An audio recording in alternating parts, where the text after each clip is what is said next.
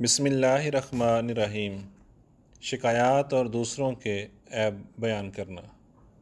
انتخاب از خطبہ جمعہ حضرت خلیفۃ المسیح الخامس ایدہ اللہ تعالی بنصرہ العزیز، فرمودہ 2 دسمبر 2016۔ روزنامہ الفضل انٹرنیشنل، بدھ 5 جولائی 2023۔ حضور فرماتے ہیں، بعض لوگ بعض عہدیداروں کے خلاف یا بعض ایسے لوگوں کے خلاف بھی جو عہدیدار نہیں شکایت کرتے ہیں کہ یہ ایسے ہیں اور یہ ویسے ہیں، اس نے فلاں جرم کیا اور اس نے فلاں خلاف شریعت حرکت کی، پس فوری طور پر ان کے خلاف کارروائی ہونی چاہیے کیونکہ یہ لوگ جماعت کو بدنام کر رہے ہیں۔ لیکن اکثر ایسے لکھنے والے اپنی شکایتوں میں اپنے نام نہیں لکھتے یا فرضی نام اور فرضی پتہ لکھتے ہیں۔ ایسے لوگوں کی شکایتوں پر ظاہر ہے کوئی کارروائی نہیں ہوتی اور نہ ہو سکتی ہے، اور جب کچھ عرصہ گزر جائے تو پھر شکایت آتی ہے کہ میں نے لکھا تھا ابھی تک کوئی کارروائی نہیں ہوئی۔ اگر کارروائی نہ ہوئی تو بڑا ظلم ہو جائے گا۔ یہ بے نام شکایت کرنے کی بیماری جو ہے یہ پاکستان اور ہندوستان کے لوگوں میں زیادہ ہے۔ باقی دنیا کے مقامی لوگوں کی طرف سے تو شاید ہی کوئی اس قسم کی شکایت آئی ہوگی، لیکن پاکستانی جو باہر ملکوں میں بھی آباد ہیں ان میں بھی بعض میں یہ بیماری ہے کہ اس طرح کی بے نام شکایت کر کے بات کریں۔ تو یہ کوئی نئی چیز نہیں، ہر دور میں ایسے لوگ پائے جاتے رہے ہیں جو اس قسم کی شکایات کرنے والے ہیں، جس طرح آج کل بعض لوگ مجھے لکھتے ہیں۔ حضرت مسلم موعود رضی اللہ تعالیٰ عنہ کے دور میں بھی، خلافت ثالثہ میں بھی، خلافت رابعہ میں بھی یہ شکایت کرنے والے موجود تھے جو بے نامی شکایتیں کیا کرتے تھے۔ حضرت مسلم موعود رضی اللہ تعالیٰ عنہ نے ایک ایسی شکایت پر ایک دفعہ ایک خطبہ دیا تھا، کیونکہ یہ ایسے لوگوں کا منہ بند کروانے کے لیے بڑا جامع اور واضح ہے، اس لیے اس خطبے سے استفادہ کرتے ہوئے میں نے آج کچھ کہنے کا سوچا ہے۔ جو شکایت کرنے والے اپنا نام نہیں لکھتے یا فرضی نام لکھتے ہیں، ان میں پہلی بات تو یہ ہے کہ یا منافقت ہوتی ہے یا وہ جھوٹے ہوتے ہیں۔ اگر ان میں جرأت اور سچائی ہو تو کسی بھی چیز کی پرواہ کرنے والے نہ ہوں۔ عہد تو یہ کرتے ہیں کہ ہم جان، مال، وقت اور عزت کو قربان کرنے کے لیے ہر وقت تیار رہیں گے، اور یہاں جب معاملہ ان کے خیال میں جماعت کی عزت و وقار کا آتا ہے تو اپنا نام چھپانے لگ جاتے ہیں تاکہ کہیں ان کے وقار اور ان کی عزت کو نقصان نہ پہنچ جائے۔ بس جس نے ابتدا میں ہی کمزوری دکھا دی اس کی باقی باتیں بھی غلط ہونے کا بڑا واضح امکان ہے۔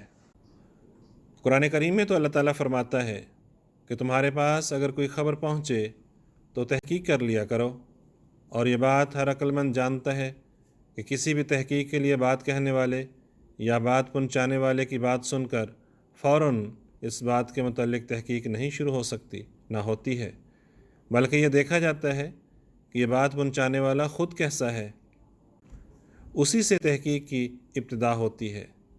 اس کے بارے میں پہلے تحقیق ہوگی کہ کیا وہ ہر قسم کی برائیوں سے پاک ہے، خود تو وہ کسی برائی میں ملوث نہیں، ایمان میں کمزور تو نہیں ہے، یا یہ نہ ہو کہ خود تو ایمان میں کمزور ہو اور دوسروں پر الزام لگا رہا ہو کہ یہ ایسا ہے ویسا ہے۔ عموماً دیکھا گیا ہے کہ دوسروں پر بھیانک الزام لگانے والے، چاہے وہ کوئی عہدیدار ہے یا عہدیدار نہیں، اس وقت کسی کے بارے میں بھیانک اور خوفناک الزام لگاتے ہیں یا بڑی شدت سے الزام لگاتے ہیں جب دیکھتے ہیں کہ ان کے ذاتی مفادات دوسروں سے متاثر ہونے والے ہیں۔ بس تحقیق کرنے سے پہلے یہ دیکھنا پڑتا ہے کہ شکایت کرنے والا کیسا ہے، وہ مومن ہے یا فاسق ہے۔ جب شکایت کرنے والے کا علم ہی نہیں تو یہ بھی پتہ نہیں چل سکتا کہ وہ کس زمرے میں آتا ہے۔ ہاں، یہ ممکن ہے کہ اگر کوئی لکھنے والا ایسی بات لکھتا ہے جو جماعت کے مفادات کو نقصان پہنچانے والی ہے تو پھر اپنے طور پر تحقیق کر لی جاتی ہے۔ اسی طرح اگر یہ بھی علم ہو جائے کہ شکایت کرنے والا کون ہے، تو جیسا کہ میں نے کہا کہ پہلے اس کے اپنے کردار کے بارے میں تحقیق ہوگی۔ اسی طرح اپنے طور پر جو اس نے باتیں کی ہیں اس کی سچائی کے بارے میں بھی تحقیق ہوگی، تاکہ پتہ لگے کہ وہ سچ کہتا ہے یا نہیں۔ حضرت مسلم موعود رضی اللہ تعالیٰ عنہ فرماتے ہیں کہ قرآنی تعلیم یہ ہے، اللہ تعالیٰ قرآن کریم میں فرماتا ہے کہ ان جاءکم فاسقم بنبأ فتبینوا، اگر تمہارے پاس کوئی فاسق شکایت لے کر آتا ہے اور کسی کے بارے میں کوئی بری بات کہتا ہے تو اس کی تحقیق کرو، پھر اس کے بعد کوئی کارروائی کرو۔ لیکن شکایت کرنے والے ایک تو اپنا نام نہ لکھ کر خود مجرم بنتے ہیں، پھر یہ بھی کہتے ہیں کہ ان کی بات اسی طرح قبول بھی کی جائے جس طرح انہوں نے لکھی ہے، اور جس کے خلاف شکایت ہے فوراً اس کے لیے سزا کا حکم نافذ کر دیا جائے۔ حضرت مسلم موعود رضی اللہ تعالیٰ عنہ فرماتے ہیں کہ فاسق کے معنی صرف بدکار کے ہی نہیں ہیں۔ اس میں کوئی شبہ نہیں کہ عربی میں بدکار کو بھی فاسق کہتے ہیں، لیکن لغت کے لحاظ سے فاسق اسے بھی کہتے ہیں جو تیز طبیعت کا ہو، بات بات پر لڑ پڑتا ہو۔ فسق کے معنی ادنیٰ اطاعت کے بھی ہیں، اطاعت سے باہر نکلنے والا بھی فاسق ہے۔ فاسق کے معنی تعاون نہ کرنے والے کے بھی ہیں، لڑاکا بھی اور تعاون بھی نہ کرنے والا ہو۔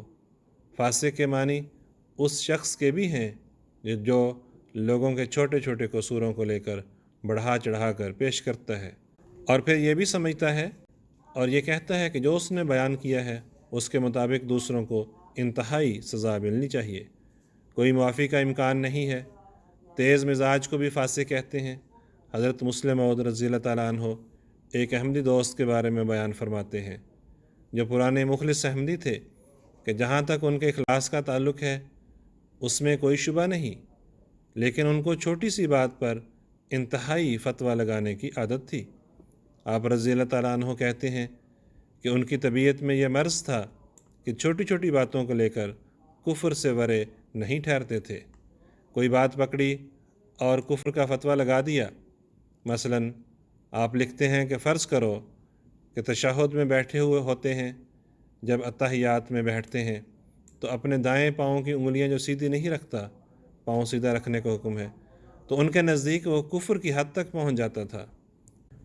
حضرت مسلم موعود رضی اللہ تعالیٰ عنہ فرماتے ہیں کہ میں نقرس کی تکلیف کی وجہ سے دائیں پاؤں کی انگلیاں تشہد کی حالت میں سیدھی نہیں رکھ سکتا۔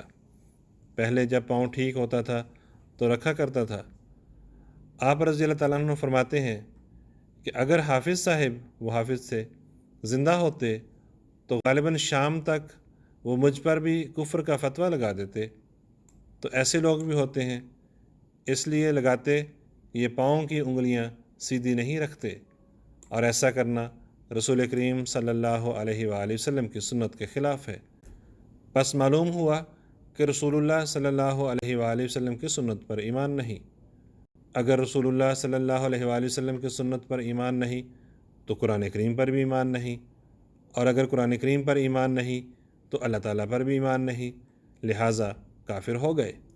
بہرحال حضرت مسلم موعود رضی اللہ تعالیٰ عنہ نے ایسے جلد بازوں کی، چاہے وہ مخلص بھی ہوں، یہ مثال دی ہے۔ لیکن جو نام بھی چھپاتا ہو اور خود ایمان میں بھی کمزور ہو اور دوسروں پر فتوے بھی لگاتا ہے تو وہ ان تمام معنی کے لحاظ سے جو فاسق کے بیان کیے گئے ہیں فاسق ہی ٹھہرتا ہے۔ آواز نعیم احمد باجوہ۔